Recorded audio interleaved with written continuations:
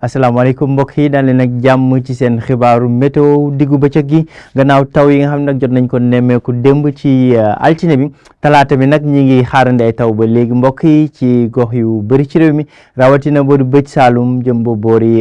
daanaka sow rawatina nag ci diggu réew mi jëm ba boori sow taw yi nag fi muy ëppee mbokk yi mooy ca Casamance li ko dalee tey ci diggu bëccëg jëm ba boori guddi ñu jàll ci faram fàcc xibaar yooyu le mbokk yi tàmbalee ci suñu nataalu satellite asamaan soo xam dina wéy di ami niir yu bëri mbokk yi bu ñu xoolee ñi ngi ci diggu nawet mbokk yi taw yi nag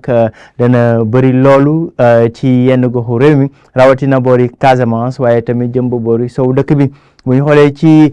suñu nataalu tey ci prévision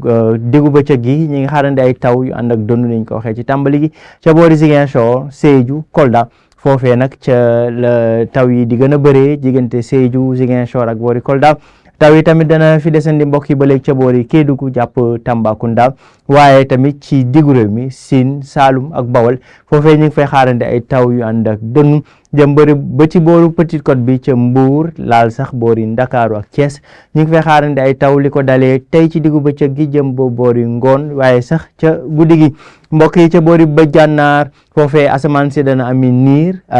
séntuwuñu fa nag ay taw waaye mën nañoo am ay wis-wisal yu ndaw diggante Saint-Louis Louga ak boori Linguère température yi nag dana dal bu baax li ko waral nag muy taw démb yi waaye tamit niir yu bëri yoo xam ne ñu ngi koy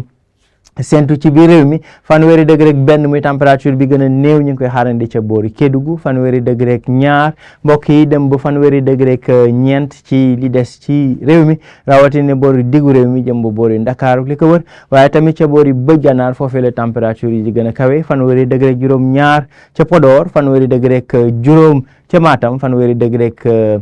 ñeent diggante Linguère ak boori Bakel mbokk yi ci tënk taw yi ñu ngi koy sentu ba léegi rawatina nag ca boori Casamance waaye tamit ci diggu réew mi jëm ba boori Petite Côte bi ak boori Ndakaaru lii moo gën a fës ci xabaaru diggu bëccëg gi jox leen di daje ba tey ci guddi ci leen xibaar météo jërë ngeen jëf mbokk yi.